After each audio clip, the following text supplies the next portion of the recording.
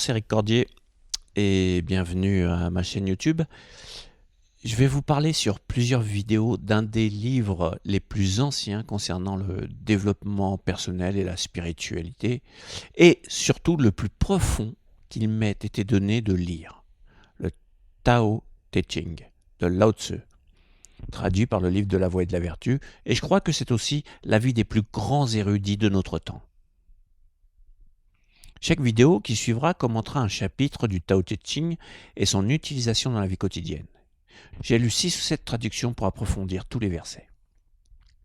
Le problème qui se pose est que l'écriture chinoise, tout comme les Égyptiens jadis, utilisait des images, des symboles pour décrire une situation. Par exemple, si je vois le dessin d'un arbre, je n'ai pas besoin de mots pour savoir que c'est un arbre. Donc, s'infiltrer dans les caractères chinois n'est pas si simple, car il faut associer plusieurs symboles pour former une idée. C'est ce que tentent par exemple les astrologues avec les symboles, sauf qu'il leur est plus difficile de former une image avec leur esprit, et non une suite de mots, surtout en Occident. Mais dans l'ensemble, les différentes traductions génèrent les mêmes idées de fond.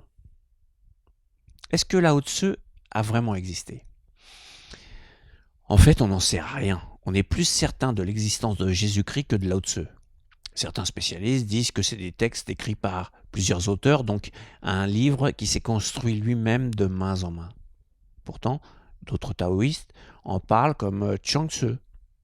Et Lao Tzu aurait été l'archiviste du roi de la dynastie des Zhou. Il finit par partir vers l'ouest sur un buffle et, arrivé à une frontière, il rédige le livre de la Voie et de la Vertu à la demande d'un gardien qui connaissait sa réputation d'homme sage, puis il a continué son voyage. Ce qui lui a valu diverses légendes, comme sa mère qui l'aurait conçu en apercevant une comète. Lao Tzu est peut-être un nom d'emprunt, cela signifie vieil enfant ou vieux maître. Sa mère l'aurait porté de 8 à 80 ans et serait né les cheveux blancs, d'où son nom vieil enfant. Et comme il était courant à cette époque, un vrai sage ne fait pas parler de lui, il reste discret. Il va de village en village et après chaque enseignement, il s'efface. Le plus ancien texte du Tao Te Ching date du IIIe siècle avant Jésus-Christ et a été découvert seulement en 1993. Donc, c'est une découverte très récente, mais on pense qu'il a été écrit vers 600 ans avant Jésus-Christ, donc avant le Bouddha. C'est le texte fondateur du taoïsme. Pourquoi je vais vous parler de ce texte et pas un autre ? Car en le lisant, j'ai eu un choc.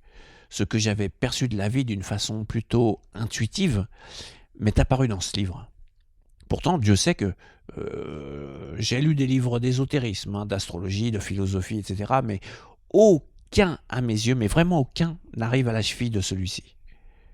Je n'ai pas, pour des raisons de droit d'auteur, cité la traduction qui me paraissait la meilleure. Je vous écrirai donc celle qui est tombée dans le domaine public du sinologue Stanislas Julien, qui est quand même très accessible. L'ouvrage est composé en 2 parties, livre 1 et livre 2. Alors je vous retrouve dans une prochaine vidéo pour les premiers versets du chapitre 1. N'hésitez pas à vous abonner à ma chaîne. À bientôt, au revoir.